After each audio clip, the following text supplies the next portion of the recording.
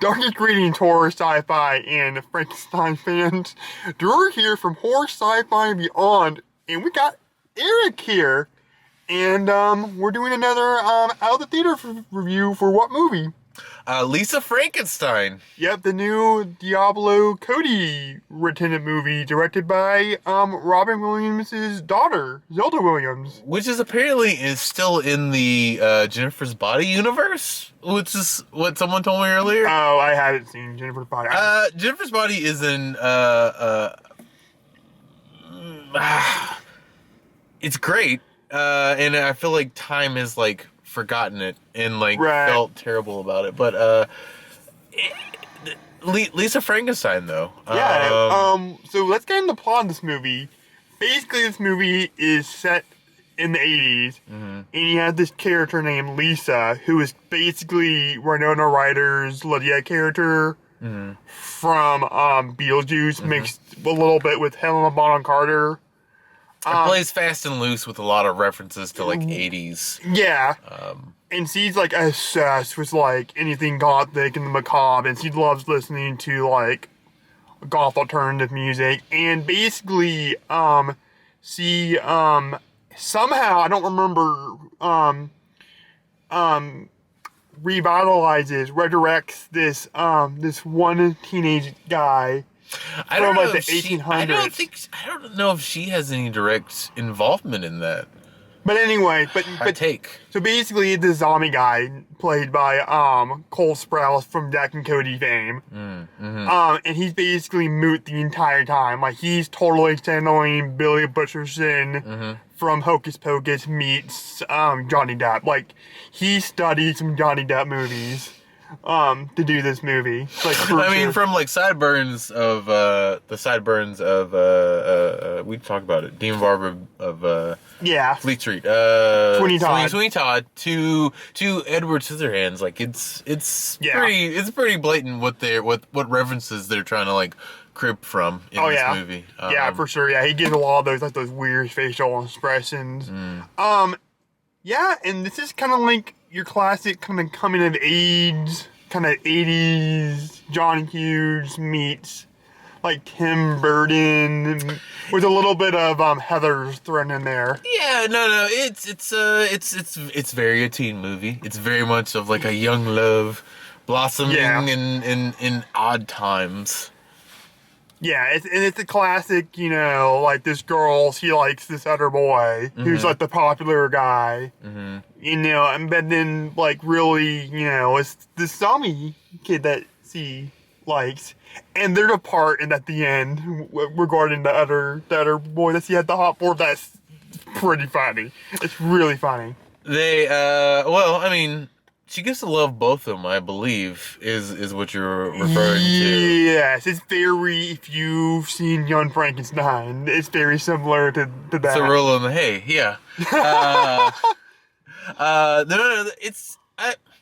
Lisa Frankenstein's pretty good, especially third act. I really think the first act is a little middling. Like, it kind of, like, it sets it up and then kind of, like, fumbles over itself for a long while. Yeah, it got a little weird. But it finds, I really like the third act of this movie. Like, this is a really fun movie. Yeah, sure. No, like, the end of it is pretty great. And it feels like an 80s movie. Yeah, no, it feels like an 80s movie, and then there are, like, moments where you're just like, am I supposed to laugh? Right. Is this a comedy now? Like, especially with, like, the sister near the end, you're just like, I don't know how to feel.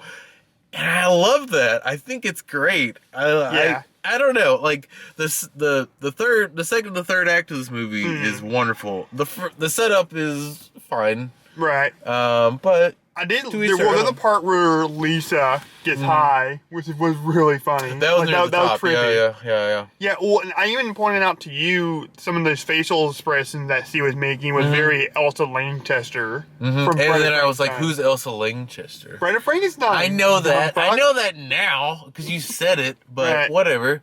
But it was a good time. It was a good time if you are looking for a lighthearted 80s teen romantic comedy. Right. Then this is the movie for you now.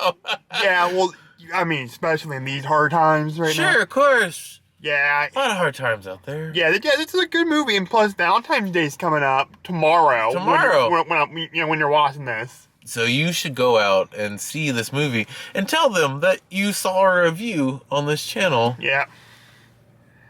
Saw a review on this channel. Oh, horror sci-fi beyond. And you're like, huh. You're right. Bespoke my heart. Yeah. We should go see this movie. Real quick, so what kind of cup you got at the movie theater? I got lucky. Yeah, you got... Well, you can put it up to the camera. I don't want to put it closer. People are going to try to take it. Yeah. It's my Taylor Swift cup. Yeah, a Taylor Swift I didn't ask for this, but I was gifted with it. Which is funny, because when we're recording this is the day after the fucking Super Bowl when the Kansas City Chiefs win. And, I don't know. The lady at the counter gifted me with this. Yeah, and then, of course, Taylor is, dating Travis Kelce. Right. Whatever. Doesn't matter. Yeah. I didn't see the movie. I didn't go to the theater, but I feel like I did. Yeah. Yeah, my mom asked me to go see her. In concert? Yeah. I think in concert it would have been wonderful. I think it would have been wonderful to see her in concert. Yeah. Well, but thousands of dollars and ticket lines, and I had a friend who sat in line or got online to do it, and it was a nightmare all around. Yeah. So I don't wish that upon anybody. So anybody who saw it in theaters who enjoyed it, great. Yeah. Well, see, you saw Taylor Swift live. Yes. Of course. And I'm seeing Judas fucking Priest. Well, that's cool. On my birthday. Oh yeah, I forgot to mention. I don't think anybody knows that. So I think you're just Well, yeah, I forgot.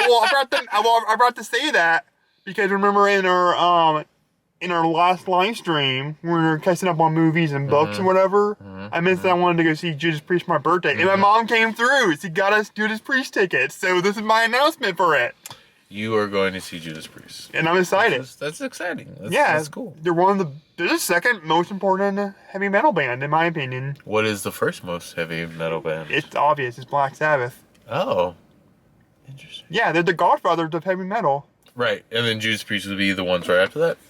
Yeah, which is funny because they came out a year before the first Sabbath record. Judas Priest did? Yeah, they're old. Dude, Judas Priest is a lot older than people think. So you're saying that Judas Priest predates Sabbath, but they are second to Sabbath. As far as them forming. Ooh, I feel like you just made a lot of enemies out there. But I mean, it's fine. Yeah, yeah. Honestly, Judas Priest didn't get their sound until the third or fourth album, in my opinion. A lot of people don't catch their drift until a little bit later. Yeah, I feel like Sting. I feel like Sting last, or Hellbent for Leather is when they started getting their sound. Saying things that I don't know what you're talking about, but I believe you. Yeah, well, you're not a defender of the faith like I am. It's fine. But, anyways, guys. Sorry we diverged. Yeah. Lisa Frankenstein, you should go see it if you really love Heathers, if you really love Ferris Bueller, if you really love some John Hughes movies. Yeah, Petey and Pink. Weird Science in particular. Weird Science. If you love all those movies, and you're looking for something new, but a lot of the same, then this is a movie for you. It's a little different too. There were some things in there I wasn't expecting. No, there's some wonderful bits. There's some wonderful surprises that happen later on in the movie and earlier in the movie too. There's some good bits in it. There's some things that I didn't see, I didn't think they would do, or places I didn't think they would go. That I was happy with. I think it's handicapped a little bit with its. It's a little arm behind its back with a PG-13 rating. Yeah, you can't really do a lot, but I mean they do as much as they can. Yeah, they got away with a lot more stuff than I thought they would, honestly. Yeah. But the only thing this is not negative, this is an observation I made, but they don't really lean heavy into the Frankenstein of it all. Mm-hmm, like, it's very similar to Frankenstein, but it's not, they don't like mention, oh, this is like Frankenstein. I mean, she has like a Son of Frankenstein poster on her wall, and she like clearly likes these movies because there's like Christopher in the Black Lagoon posters and the Mummy posters and all that. It is a little less Frankenstein than I anticipated going into it. There's a John Méliès reference. Oh, 100%. He is probably more prevalent than the 2020s, 24. Yeah, I never seen this much love for John Méliès since the Babadook. Like outside of like what, Hugo? Oh well, because Hugo was 2011, and then Babadook was 14. Sure. Yeah, because he was seen. No, you're right. Yeah, we talked about this in our Babadook review. I will say they do bring up that George Méliès movie quite a bit. Like, it is a visual motif in more ways than one. But I don't want to spoil anything. Right, for sure. But, yeah, speaking of the Babadook, that is still my favorite episode. The Babadook? Yeah, that's still my favorite episode. From like 3 years ago? That's your favorite one? Yeah, we just had a really insightful conversation about it. I feel like we rambled for a very long time about things that people have talked much more eloquently about, but to each their own, I guess. I mean, you brought up stuff that I didn't even think about in that movie. I don't believe you, but okay. But anyways, guys, real quick before we wrap this up, what would you rate this movie out of 5? Out of 5, I would say this is probably